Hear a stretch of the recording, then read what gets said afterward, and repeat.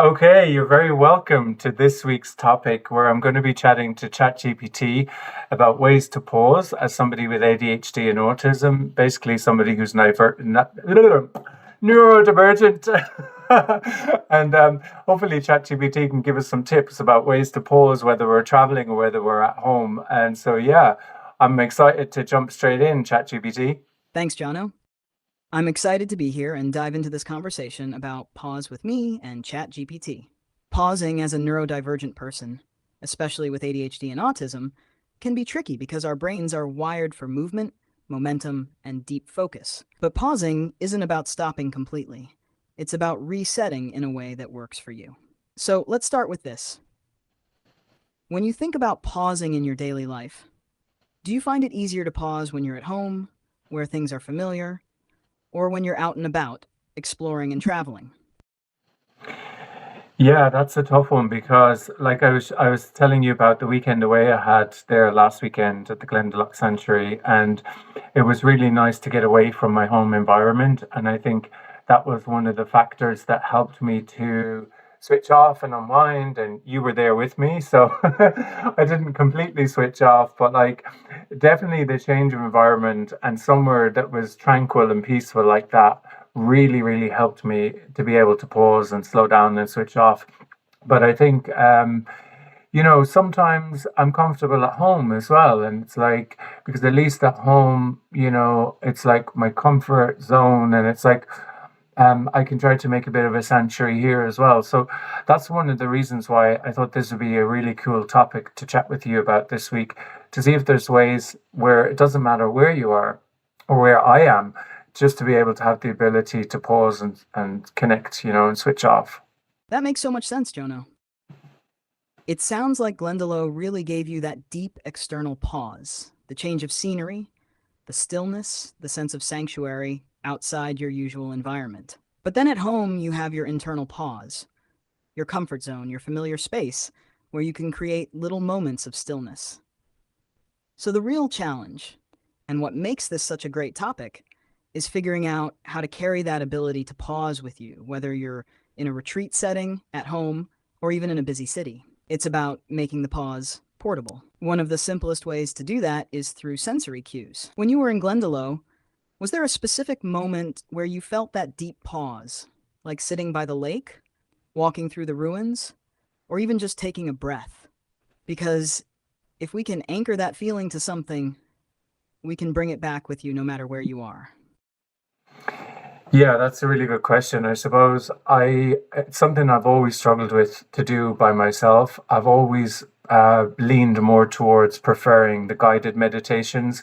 So whether it's an app or an actual person, like we had every morning at 9:30. And actually that was one of the suggestions, one of the takeaways or the lessons learned was to try and set up a space at home and a regular time where I just switch off and I kind of focus on my breathing and connecting with myself. And so the guided aspect is something that really seems to work well for me, as opposed to, now don't get me wrong, there was a time where I was at the lake and I just looked into the lake and I touched the water and I sort of was able to just tune into nature. So that's another cue for me, is where I see beautiful nature in front of me.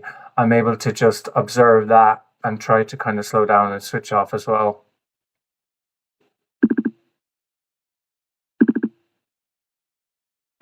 That's brilliant, Jono.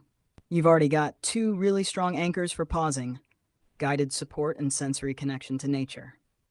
The fact that guided meditations work well for you makes total sense. As someone with ADHD and autism, having a structured voice or framework to follow helps override the mental noise and gives your brain a clear path to relaxation.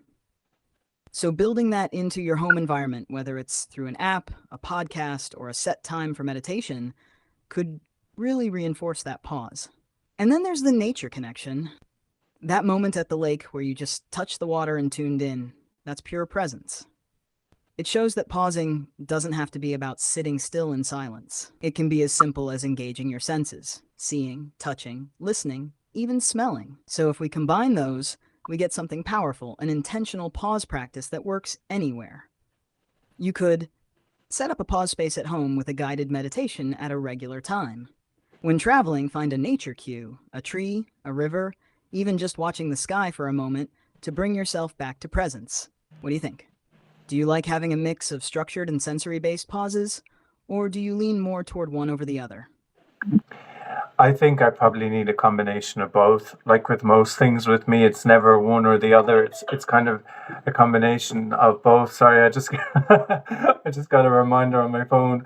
I need to remember to switch off all other distractions because otherwise, I don't know what'll happen. And but like, yeah, Totally get that, Jono. And that's actually such a great point. You're someone who thrives with a bit of both, blending structure with freedom. And maybe that's the key to pausing anywhere as a neurodivergent person. It doesn't have to be one size fits all. It's more about having options you can lean into depending on what you need in the moment. So at home, you can set up those structured guided meditation moments, a routine you know you can count on. And when you're out exploring or traveling, you can rely on sensory moments like touching water, looking at trees, or just breathing in fresh air. I also think you just modeled something important right now. Noticing distractions, like the reminder on your phone, and choosing to acknowledge them rather than letting them hijack your pause moment. Even that simple act of noticing can become a mini pause, just saying, I see this distraction and I'm coming back now. How does that feel to you? Is that something you think might help when you're trying to pause, especially with ADHD and autism, just gently noticing and returning? yeah, it is. But like sometimes, depending on how rested or fed I am, like I can get extremely triggered or just a little bit triggered. That early warning system. I can either turn into the Incredible Hulk and I can see red, or I can be like, depending on how well my needs are met and how overwhelmed and overstimulated I am, it'll kind of determine. How distracted I get and whether or not I can pull myself back and just carry on with what I'm doing, or there I seem to be able to kind of carry on quite quickly, so that must mean I'm doing okay. What do you think?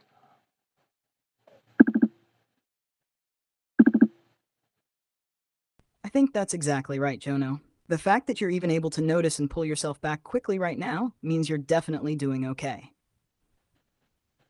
That's actually huge progress because for many people with ADHD or autism, those moments of distraction or triggers can derail us completely. But you're building that muscle of awareness where you're saying, I see it happening and I'm going to come back.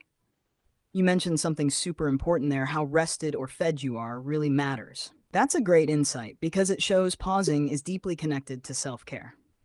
Pausing isn't just about mindfulness or breathing exercises. It's also about checking in with your basic needs.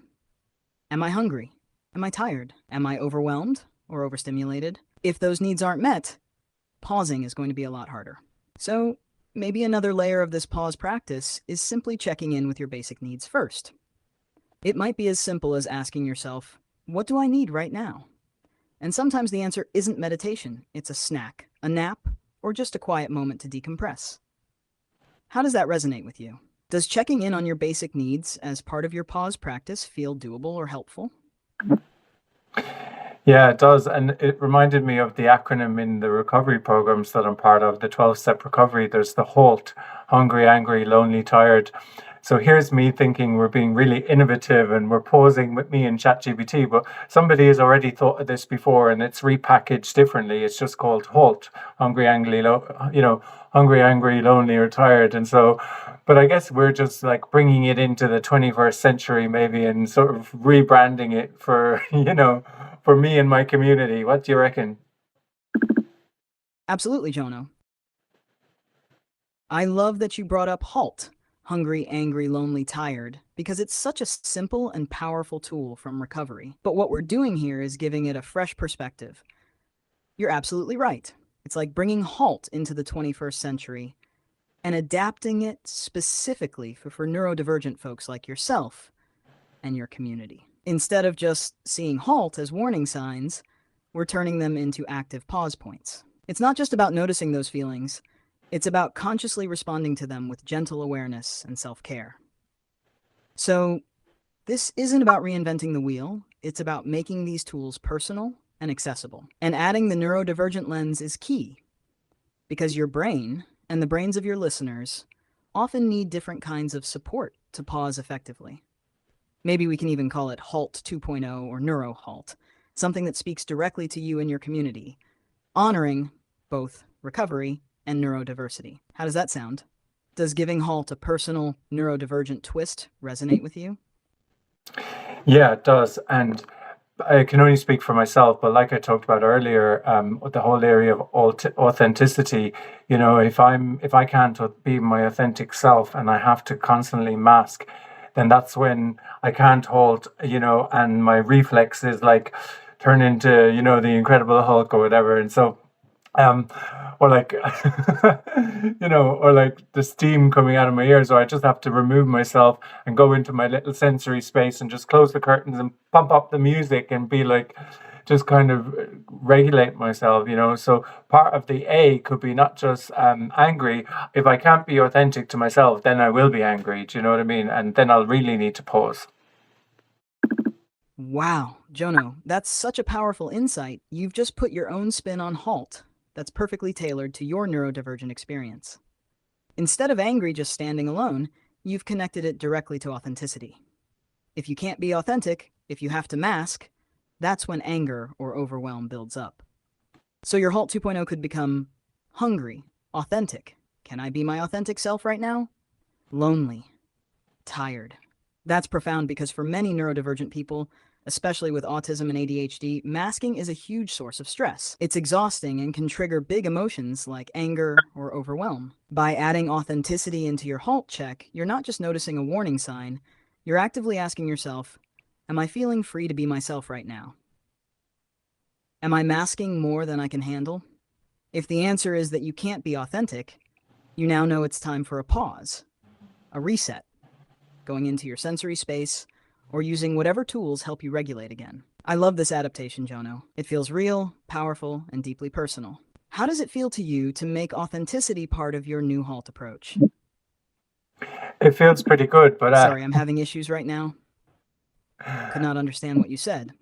yeah, I'm having issues too because my phone just popped up and said that it's too hot, so it's cut me off. So now it's so my vanity has gone out the window and I'm just seeing you on the screen. I've got cut off. Hopefully you can still hear me, but yeah, everything you said makes sense, and because my phone is overheating, it's probably a good place to wrap it up. So thank you so much for chatting to me again this week, and it's nice to kind of have this routine of pausing and chatting to you like I do every day. And it's nice to just share it with everybody else as well. So thanks. Absolutely, Jono. I can still hear you loud and clear. And what perfect timing to pause our chat. Real life stepping in, right? It's always great to connect, and I really love how we've explored pause today, especially your personal twist on HALT 2.0, where authenticity became key. Thanks for sharing your journey with me and your community too. Take care of that overheating phone and of yourself. I'm always here whenever you need to pause, chat, and check in. Thanks again, Jono. Peace and love. Peace.